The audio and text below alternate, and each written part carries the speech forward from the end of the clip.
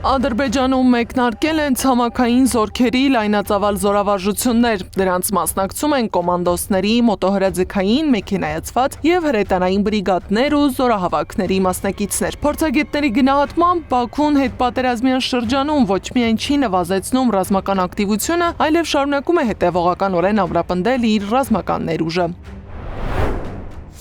Ի տարբերություն հայաստանյան իշխանությունների, որոնք տարբեր փոքր ստորաբաժանումների, փոքր մասշտաբի վարժանքները փորձում են որպես զորավարություն ներկայացնել, ադրբեջանցիները տարբեր զորքերի մասնակցությամբ ըստ էության տարվա ընթացքում իրականացնում են։ Դա վերաբերում է եւ բուն Ադրբեջանին եւ նաեւ Նախիջևանի հանրապետությունում իրականացված զորավարություններին։ Երկրի պաշտպանության նախարարությունը հայտարարում է, որ զորավարժությունները 2026 թվականի մարտական պատրաստության ծրագրի բաղկացուցիչ մասն են, սակայն ընդդիմադիր պատգամավորի գնահատմամբ դրանք դժվար է դիտարկել որպես հերթական պլանային միջոցառում, հաշվի առնելով տարածաշրջանում ընթացող զարգացումներն ու Ադրբեջանի վերջին քայլերը։ Մասնակցում են ոչ միայն հատուկ ստորաբաժանումներ, իսկ Ադրբեջանը իր բանակում հատուկ ստորաբաժանումների դերը շատ մեծացրել է, այսինքն թե հատուկ ստորաբաժանումները եւ թե ռեզերվիստները, այսինքն ավելի լայն մոբիլիզացիայի պայմաններում գործող բանակի եւ մոբիլիզացիոն ռեսուրսի համագործակցության խնդիր են լուծում։ Թիրախը ըստիս իհարկե Հայաստանն է եւ նաեւ Իրանը հաշվի առնելով վերջին զարգացումները։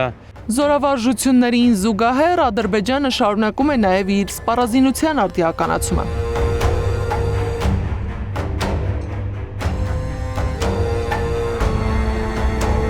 Ադրբեջանի ռազմաօդային ուժերի սպառազինության մեջ արդեն ընդգրկվել են պակիստանա-չինական համատեղ արտադրության JF-17 բլոկ 3 կործանիչները։ Դրանք դասվում են 4+ սերնդի բազմաֆունկցիոնալ կործանիչների շարքին եւ ստեղծվել են կիրառելով նաեւ Չինաստանի J-25-րդ սերնդի կործանիչի ծրագրում գործածված մի քանի տեխնոլոգիական լուծումներ։ Հիմնական կարևոր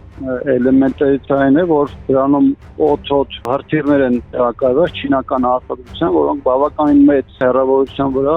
խոցում են իրականացնում եւ Ադրբեջանը ամեն դեպս հրապարակային մասով հնչեցրել է, որ մինչեւ 60 նմանատիպ կործանիչի գնում է իրականացնելու։ Տարբեր գնահատականներով գործարքի նախնական արժեքը կազմել է մոտ 1 միլիարդ 600 միլիոն դոլար, սակայն հետագայում այն ընդլայնվել է, հասնելով մոտ 4 միլիարդ 600 միլիոն դոլարի։ Փաթեթը ներառում է ոչ միայն կործանիչներ, այլև անձնակազմի պատրաստման ծրագրեր, սպառազինություն եւ տեխնիկական սպասարկման անհրաժեշտ միջոցներ։ Զորավարժություններ ու վերազինում տարածաշրջանի ռազմական հավասարակշռությունը շարունակում է փոխվել։ Ընդդիմադիր պատգամավորի գնահատմամբ այս գործընթացներում Ադրբեջանը շարունակում է Հայաստանը դիտարկել իր անվտանգային հաշվարկների հիմնական ուղղություններից մեկը։ Իսկ ստեղծված պայմանում Հայաստանը պետք է վերանայի իր անվտանգային քաղաքականությունն ու պատրաստ լինի նոր մարտահրավերների։ Նիկոլ Փաշինյանն ասում է, բանակը չի կարող լինել անվտանգային համակարգի կամ անվտանգային հայեցակարգի առաջ տարը։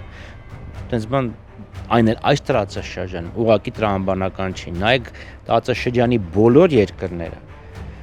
Իրան, Թուրքիա, Ադրբեջան, Կենտրոնական Ասիա, Արաբական ծոց, Վրաստան, բոլորը ուրեմն զինվում են։ Փաշինյանը ասում է դա մեզ համար կարևորը թրիփն է մեր անվտանգության երաշխավորը։ Ադրբեջանը շարունակում է ոչ միայն մեծացնել իր ռազմական ներուժը, այլև ցուցադրել այն։ Զորավարժություններն ու նոր սպառազինությունը փորձագետների կարծիքով մեկ ընդհանուր ռազմավարության բաղադրիչներ են։ Այս պայմանում Հայաստանի համար գլխավոր հարցն այլևս այն չէ, թե սպառնալիք կա արդյոք, այլ այն, թե որքանով է պետությունը պատրաստ դիմակայելու այդ սպառնալիքներին։ Գառնի Մութաֆյան, Մեհեր Դավթյան, Գեղամ Ղազարյան, ABC Media։